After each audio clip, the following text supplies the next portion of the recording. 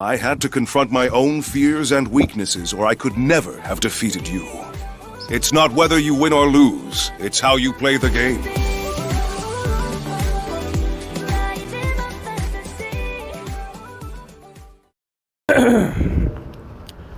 Welcome back to More Force, VTubing with More Force. So, I am on my way to work right now. I'm walking there, but I gotta rant about this.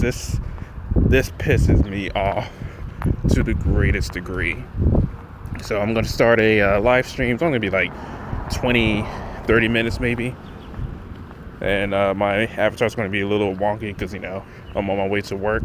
But I gotta talk about this and the injustice that happened in South Carolina. So give me 1 second. Make sure my settings are up. I'm going to start the broadcast. I don't usually use slurs. Not slurs, but I don't usually cuss or anything. But that might happen in the stream. That's why I'm going 40 days restricted. Because,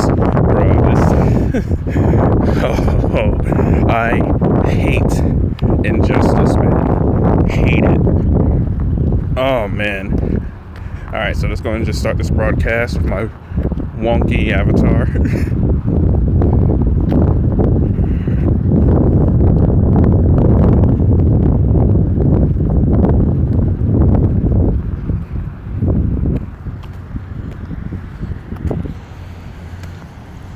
Alright, let's tweet this out. Okay. We're on now. Whether or not anybody joins, that's whatever. I just kind of wanted to do this video because I'm going to upload this to YouTube and everything. But let's get started. Yo, are they serious right now in South Carolina? Bruh. Okay, so those who don't know, there was a trial that just ended called the Murdaugh Trial in South Carolina. This is a trial for I'm forgetting the exact term they use, but I guess it would be a double homicide for Murdaugh's son and wife. And they are charging him because they believe he did it. Now, the problem with that is that they have no actual evidence that he did it. All they have is a bunch of hearsay BS. That's it. A bunch of hearsay, a bunch of he said, she said, a bunch of circumstantial evidence. That's it. Now, Murdaugh, he is a I'm gonna try my best not to curse. He is a piece of trash, alright? He has stolen from many people. Those who trusted him, those who wanted his guidance, he stole from them. For all his financial crimes, he deserves it. Now, the problem with that is that he's not on trial for his financial crimes. He's on trial for murder. And they just found him guilty on both charges. Now, you must be thinking, well, they must have actual evidence, right? He must have the murder weapon in his hand, blood all over him. There must be circumstantial evidence. No, they don't. Let me describe this murder to you.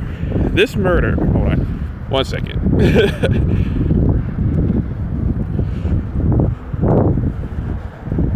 Let me boost my mic to 3, because I don't think it's probably getting everything.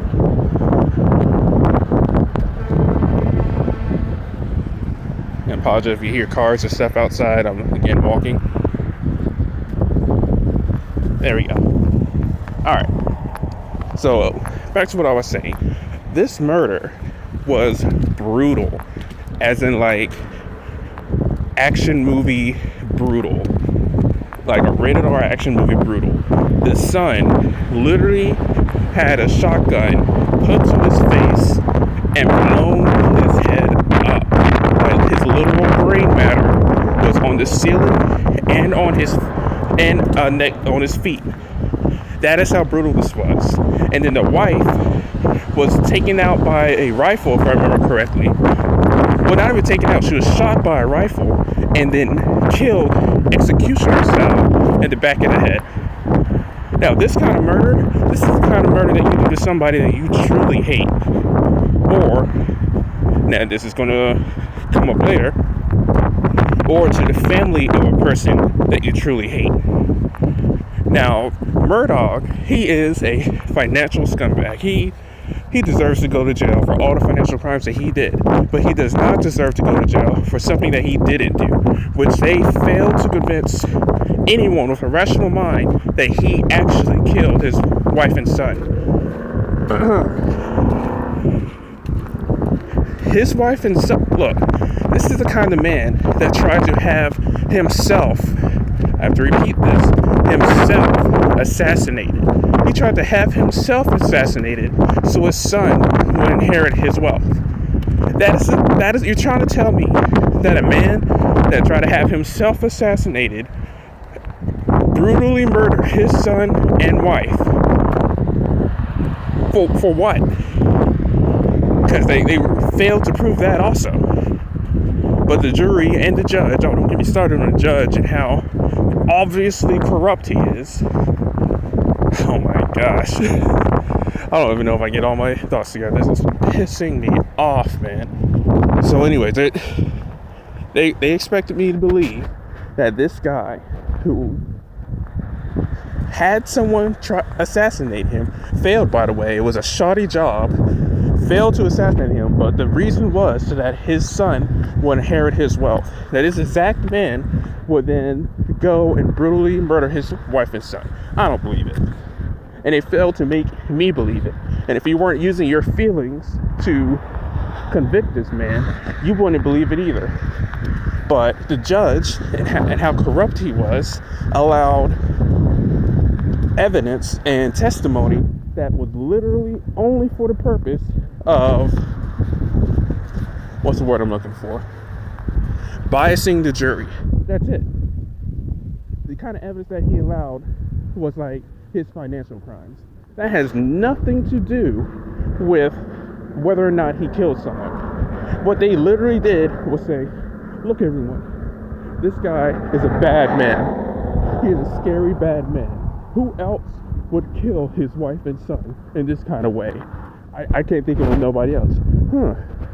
Here's a rational idea. Maybe from one of the hundreds of families that he ripped off, that he scammed, that he stole from, maybe one of them whose lives were destroyed by him would go, you know what? I'm going to kill him. And when they pulled up to his house and didn't see him, he was like, well, if I can't get him, I can at least get his son and wife. That is most likely what happened. But no, the judge and the jury allowed injustice to happen within the courtroom. And I am just pissed off about it. Now, one thing I wanted to do was play a video from Good Logic. I think it was like 6 to 10 minutes long.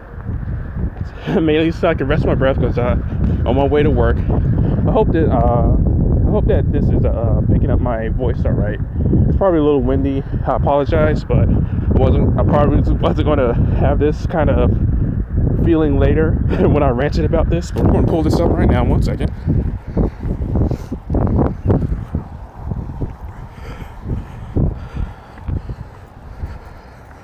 Good Logic.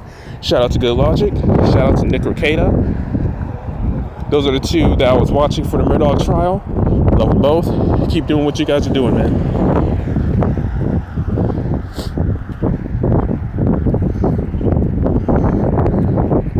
Good Logic. My bad. Good Logic, Nick Ricada, and why am I forgetting his name? Legal Mindset. That's what I was trying to say. And it wasn't Good Logic. I saw the clip from Legal Mindset. Good Logic was on the stream with him.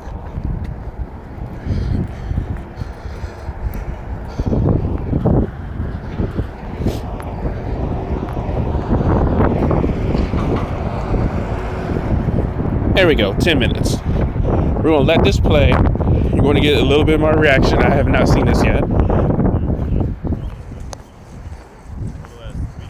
Has really helped me a lot. And you and I really, since the day I met you, have been like continually like at the exact same like sort of pace, and I sort of and I feel buoyed. It's not. I mean, I joke about racing you to 100 because I want to see if you can get to 100 tomorrow. God bless, do it, go for it. You know, it's like it's not like a competition type of thing, but you do drive me because I feel like we're in the same 92.6. Yeah, no, and our people are all watching each other's channels. I mean, you know, I don't think that our viewers are largely watching, you know, other people's channels because frankly, we're the only people with good takes. Yeah, good joke. I know the legal sphere. Yeah, there's a lot of bullshit. But you know, and especially with the Murdaugh trial, because there's so much out there that's just it stands to get mad about. I'm glad I was watching a clip of you getting mad about the attorney-client privilege stuff, where they're just letting in attorney statements, and it's like, bro, just letting it in. No, like when they ask you to testify, say, I'm not talking about that, because we've got case law on the books that they can throw you in jail for that. They can do that. You're going to win that on appeal 100 out of 100 times because they're going to stand up for attorney-client privilege. Attorneys are self-interested. They're not going to let that fly. So just say, hey, sorry, I think that's attorney-client privilege, so fuck you. I'm not answering that question, counselor. And like, I would have said, and you're referring to the cross-examination of Alex Murdaugh on Friday. They had, in a span of 10 minutes, I actually went back and rewatched it, in a span of 10 minutes, a Fifth Amendment violation followed by a Sixth Amendment violation. And if you look at the way they went on the record judge just allowed after the lunch break, when they came back from lunch break, when they went on the record, they really only argued the Fifth Amendment. They really did not argue the Sixth Amendment. And I agree with you. I think the Sixth Amendment claim was even stronger. The Sixth Amendment claim was that when he was questioned by Cray Waters, that that guy's fucking nuts. That guy is nuts. That he was basically saying, you didn't even tell your lawyers until November 2022. They still thought that you never went down to the kennels. That, first of all, he was citing some stupid documentary which was filmed a year and a half earlier when Jim Griffin was on the documentary saying, you know, he wasn't even at the kennels that night. And it was filmed like a year earlier and aired in November 2022. And what he told his attorneys or didn't tell his attorneys is not anyone's friggin' business, not the jury's business, my business, anyone's business other than his own attorney. It's between him and his attorney. For the DA to get up there and start talking about what he told or did not tell his own attorneys, and now you're putting him in a position for him to respond by saying, yes, I did. I mean, what's he supposed to say to that if that's not what the question is? And that's clearly a call for him to violate his basic Sixth Amendment, fundamental Sixth Amendment right, a right to counsel, which the Supreme Court has interpreted as including a right to not have to reveal what you tell your counsel. And for the DA to ask that question, the judge not to object to it. I'll object to a leading question from the defense, but not to object to that. Not only not to object to it, but when the objection is raised, to say, well, you're not entitled to right to privacy when it comes to a public documentary. That's not what the question was. Nope. The question was, did you ever tell your attorneys? Yeah, that wasn't the question. That was not the question. The judge is asleep on the bench. He's just not there. Man, he's not asleep on the bench. He's allowing it to happen. He's actively laying down cover fire for the prosecution. I actually think that he's more. I lean on the side of he's in the tank for the prosecution more than he's just tuned out because he's there physically. Yeah, so exactly. It's easier for us to tune out when we're not there physically, but he's there in that room. So. He's allowing it to happen. He's been on the side of the prosecution since the beginning. I tuned out of that trial because it became a sham it's an injustice. This trial has become a huge injustice. Complete. The second they brought in the financial crimes, even before that was problematic, but when they brought in the financial crimes, who allowed the financial crimes to come in? The judge. Something that is not a murder trial. And who even tried to put it in? The prosecution. Not the trial of the century, unless you want to say, this is the embarrassment of the century in terms of what they presented for prosecution, but this is a sham of a murder trial. I have no doubt that he'll be convicted on many, if not all, of those financial crimes. I have no doubt. I hope he is. He's a jerk in the face. And he should.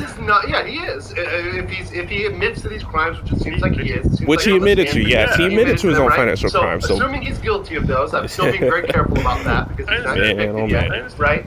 But assuming he's convicted of those, great. He's a piece of shit. He's an asshole. He's a horrible person. But he's not. I haven't seen the burden of proof to show that he's a murderer. Right. You haven't proven to me that he's a murderer. Mm-hmm. Right. That's and the lack of a motive, the lack of timeline, the lack of any theory presented by the case as to we don't even know what color shirt they think he was wearing. Was he wearing the blue shirt? Was he wearing the T-shirt? They seem to think he was wearing the T-shirt based on all the strips of cloth and testing they did on it. And then they're showing him wearing the blue shirt. At what point do they think he changed shirts? He clearly changed at some point. So everything about this case, the fact that there's a forensic alibi, that basically that a half mile away from the house, at a time we know he's by his car in his house, that someone is manipulating the phone in a way that could not happen by the phone activating on its own, but the only way that someone said, hey Siri, turn my phone, or try pressing the button, right? There's no way that phone could have activated. So someone besides him was holding that phone after we believe Maggie was killed, a half a mile away from where he's about to jump into a car and start driving. It's just asinine that this completely is asinine. I think he's a jerk. I think he's a terribly evil person who literally steals from orphans, his own client orphans. He takes them on as a client, and not just steal, just to let you know how awful, terrible human being this guy is. His maid in 2018, trips and falls on his own property. And then he tells the kid, the orphan kid, who, by the way, looks like Forrest Gump, like a weaker version of Forrest Gump. I'm not kidding. And I'm saying this to now. I'm not saying this to mock the kid, but to tell you what it's the sort of person when you see him, you feel sympathy for him. Yes, and Alex, instead of feeling that sympathy, hold on, Joe. I know exactly the person that when you feel him, I feel sympathy for him, and he looks a little bit like Forrest Gump, and that's my good friend Meme Copium, Josh. How's it going? Yeah, exactly. Are we stealing from orphans in this channel? Yes. Stealing from orphans? Yes. Yeah, So what I'm hearing is a shit show, basically, is what's going on in South Carolina. Just a gigantic clusterfuck. I have to tell you Correct. what a terrible human being this guy is, and I still don't want him convicted of murder. Come on, Alex, Joe. Alex, I'm talking Alex Murdaugh here, okay? This guy, his maid falls, goes into a coma for weeks, and on his property, and dies without ever waking up. He goes to this kid who, like I said, looks like Forrest Gump. Really looks like Forrest Gump, but like a weaker version of it, and tells him, "You should sue me because I have $500,000 in insurance. So sue me, and I'll represent you." How am I represent you? I guess it's his wife is the owner of the house. So he's like, "I'll represent you, and they'll find witnesses who say that she tripped over the dog, not over her own 2 feet. Because if she tripped over her own 2 feet, there's no suit at all. So you have to basically say that it's some fault of the homeowner." And he tells her, "I got $500,000. You come sue me." He actually had $5 million in insurance. Didn't tell little Forrest Gump about this. And Forrest Gump is up there on the stand saying, he told me that me and my brother will each get $100,000 each on his $5 million insurance coverage. He was planning from day one to steal from him. And then the kid gets up there and they're like, "Well, why are you the representative for your brother?" He's like, my brother's, he's a little slow. And it's like, No! Yeah, I didn't hear you said he was a little slow. Oh, God. Wow. This a-hole. What a jerk. What a terrible person. And he ended up not even giving them He the is a stupid complete $100,000 trash to keep bean. them happy. But he kept But every dime of it. that does And not after he mean got that the he settlement, killed said, his wife okay, so himself. still working on it. I mean, he's a dark, terrible human being. There's just like almost no way possible he could have killed his own son or any motive. And that's why I don't want to see him convicted of this. I've been rambling since I came in here. No. Apologize, it's probably going to get a little loud on across the street. Process, and that's something that I've said is the problem, and I think we see that across our system right now. Is just I'm not even asking for much anymore, Joe. I'm just asking for people getting their basic. The basic fair administration of justice. Like, I'm not asking for advocating for some crazy position or, trying to roll back things to the, 1812s. I'm just saying, look, he has certain rights, like to attorney, to,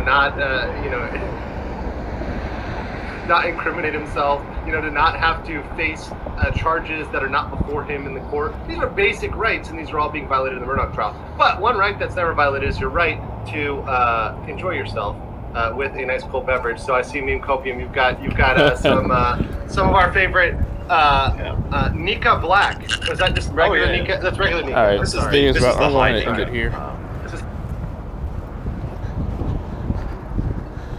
But yeah, Legal Mindset and Good Logic, they broke it down even more to how this was a complete and total injustice. Oh my gosh, it's like, if they allow this to happen in the South Carolina court, think about this for a second. They allowed this to happen.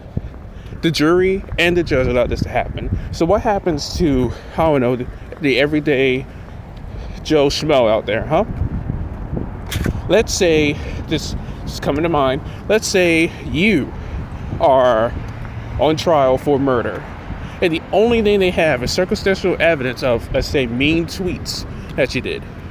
Not even tweets saying that I'm going to kill your girlfriend or wife, not even something like that damning, but just random mean tweets that might infer maybe that you're a garbage individual. And that is the only evidence that they have. And they convict you on that.